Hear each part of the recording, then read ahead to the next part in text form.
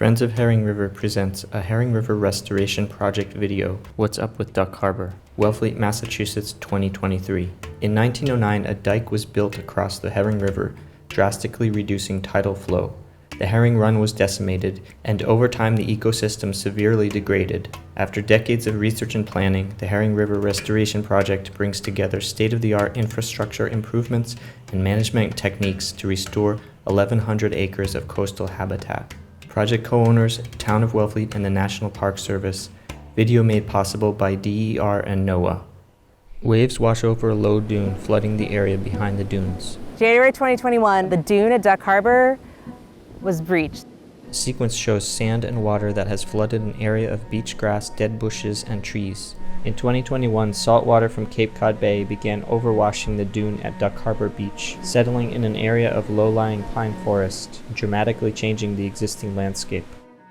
A map of Wellfleet, Massachusetts with Duck Harbor highlighted. It was like a fair weather day. It wasn't a major storm, but it was an astronomically high tide. Katie Castagno, PhD, Director, Land-Sea Interaction Program, Center for Coastal Studies, stands overlooking a coastal basin with the overwash in the distance, water flooding into the basin. And we can see all that sand over there. Sand extending inland from the beach. It was brought in by the series of overwash events that happened.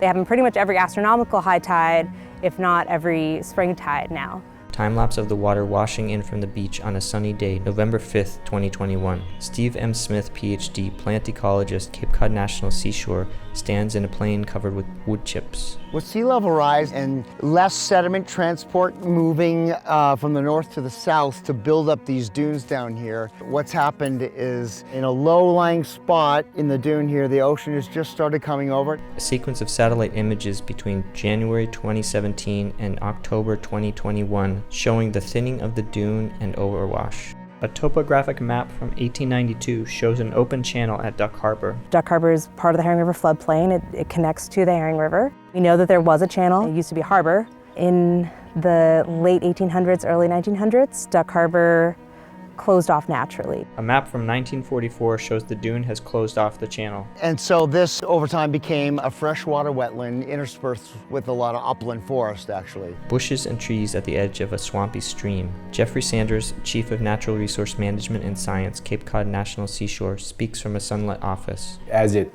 evolved over time, converting from salt marsh to this more of a freshwater system. The below ground biomass and the peat deteriorated, so the system essentially sunk. And when that happened, it created this almost a bowl effect. The overwash floods the basin. We saw a really phenomenal amount of water come in and just sit in this back basin, this low-lying area here. Aerial view of sand and water covering an area with dead bushes and trees. The drainage from the system out of Duck Harbor into the primary Herring River, out into the bay, was really slow. You know, most of this was actually pine forest and with some wetland shrubs here and there. Aerial view of a dead pine forest. And so it killed it immediately. Pine trees don't handle salt very well, so this entire area was all dead pine forest. Stagnant water between dead bushes. It also created an incredible amount of breeding habitat for mosquitoes in Wellfleet. NBC 10 Boston news anchor in front of a picture of a blood-filled mosquito with text reading, "Mosquito concerns." They seem to be taking over parts of the Cape, and they're especially bad in Wellfleet. A sequence of headlines, "It's a horror movie, biblical mosquito swarms plague." Duck Harbor was always a part of the restoration plan.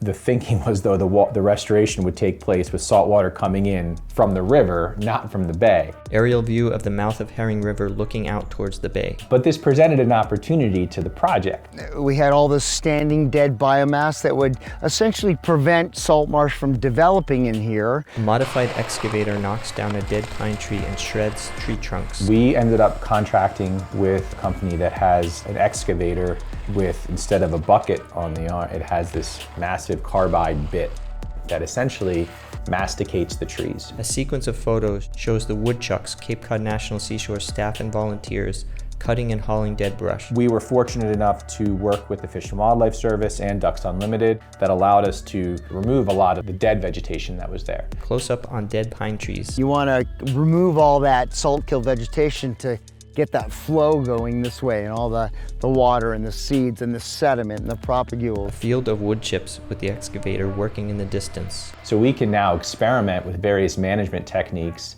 see how the system responds, and apply that across the rest of the restoration site once the restoration begins and the tide gates begin to open. A map zooms out from Duck Harbor to show the Herring River estuary. We didn't do this opening, this happened naturally, but there are things we can do to improve the way this recovers. Green seedlings sprout amidst the wood chips.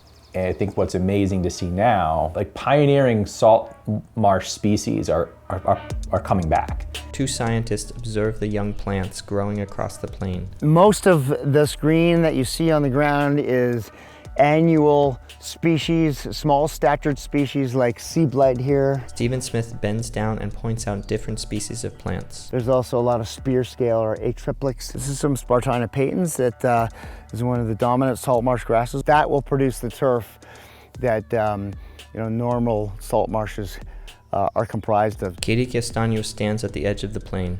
We don't know yet if just the several days each month is enough to really bring in all the salt marsh vegetation. The tops of green marsh grass show above blue water. The healthiest salt marshes, right, get inundated twice a day. But I mean, again, that's just really the thing. We don't know what'll happen. And a lot of it is, kind of up to Mother Nature. If we have a big storm in the winter and it blows out more of the dune, we could have the whole system just be, completely different. Storm waves wash along the beach. A small black bird struggles against the waves. Cape Cod is this ephemeral spit of sand, and it's changing. So to kind of watch all these changes happen, where are all these areas that are going to be more vulnerable to sea level rise, going to be more vulnerable to storm impacts. It's really interesting to be able to take that and take kind of the lessons we've learned here from Duck Harbor and really kind of look out for other areas too. The camera pans from the beach across the overwashed sand and fades to black.